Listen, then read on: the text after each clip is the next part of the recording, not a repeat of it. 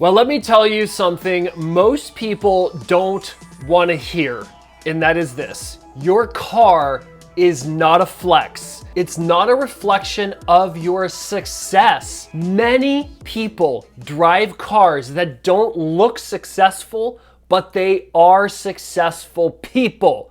For most people, it's a wealth destroying liability. Cars are not an investment. In fact, 99% of all car purchases are not, unless you very strategically buy that car as a business for a business purpose. Cars are one of the fastest ways people quietly sabotage their finances.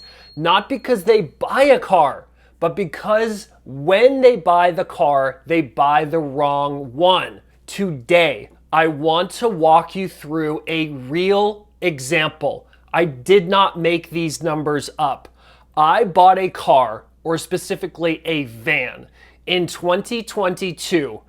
And why? 4 years later, I have barely lost any value at all. I'm going to run through the real numbers and show you the real purchase contract and show you what it's worth right now. In 2022, I bought a base model, keyword base model, white Toyota Sienna at MSRP. It was the only dealership in California that I knew of that was selling vehicles at MSRP. The rest of them were selling way over MSRP. I did not buy a premium package, no leather, no tech upgrades. The only upgrade was the rubber floor mats. There were no emotional add-ons. And what was the price?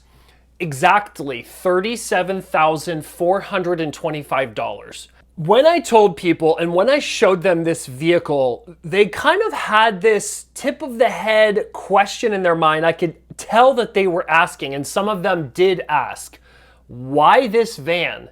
Why not something better? Especially the car guys that I know. They wanted to know, hey, life is short. Why don't you buy a BMW or something?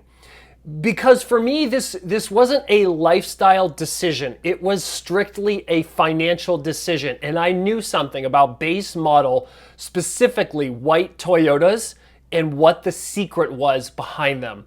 And here is the shocking part. I'm going to give you the math. Fast forward to 2026. The van now has 24,000 miles on it. It's not our only vehicle. Obviously, we don't drive it 12,000 miles a year. We drive it less than that. According to Kelley Blue Book, which everybody uses to know what their vehicle is worth, it is worth right now $37,180 private party value, with one minor ding in the quarter panel. Let that sink in. I understand, and on this channel, Hustle and Grind, we often talk about 3% inflation, 5% inflation. Yes, the car has lost overall, including inflation, value, but it's pretty much lost nothing. I drove this vehicle 4 years and it lost $245 in value. That's not per year, that's total.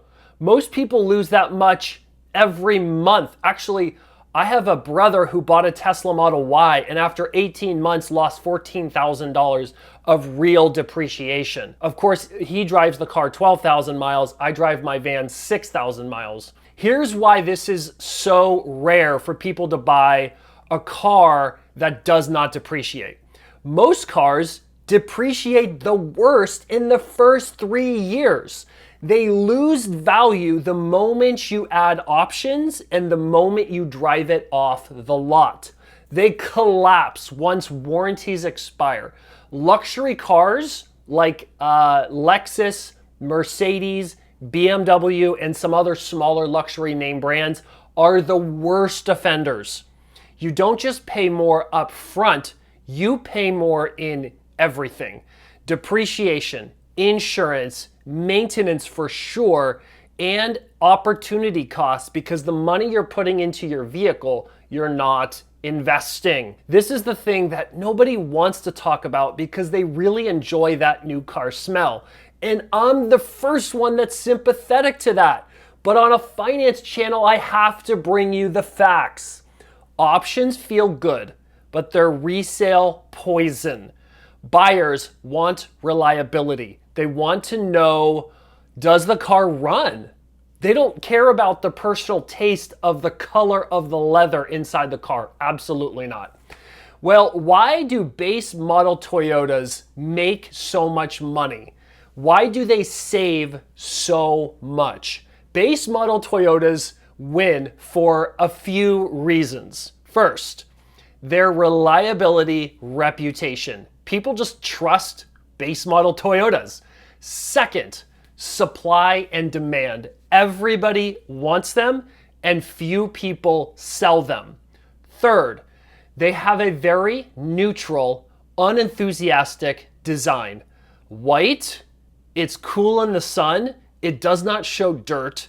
Base model means less things can break. It's boring, it's easy to resell, and of course it's an automatic transmission. I once had a '03 Camry that had a stick shift. I could not sell it. These cars are so easy to sell. Fourth, lower replacement costs. There's no expensive features to break. This creates resale stability, not excitement, just stability. And if you're a penny pincher, sure, you could drive an old beater worth $4,000, but I'm driving a newer Toyota that will not break, and I'm not losing any money for it. Here's the lifestyle trap nobody ever talks about. Most people don't buy cars logically. They buy cars emotionally. And again, I'm sympathetic to this. I'm a car guy. I love cars, but I can't afford, or at least in my head, I just can't afford to spend money on a car that's gonna depreciate. People think this way: I deserve this. I'll enjoy this every single day. When I get up in the morning, it motivates me to go to work. But here's the real truth. Wealth is built quietly. If you're serious about wealth building, you've got to be serious about your car. No one sees things like this: the lower payment, the higher savings rate, the invested difference, but everyone sees the car in the parking lot as you drive up and pick them up. And that's why most people choose visibility over velocity. It does make sense. There's a lot of peer pressure. If you drive a Prius or a Corolla or a Sienna, which really are the only three vehicles anybody should ever purchase, maybe a Tundra. And again, I'm a car guy. It pains me to say that. But if you're serious about finances, this is the truth that nobody talks about. The rule, if you want to win with money, is this: if the car loses value fast, has expensive options, or exists to impress other people, don't buy it. Here's what you should buy. And this is pretty much all the research I've done, and I've done a lot of research. Buy a new or very, very recently purchased base model white Toyota.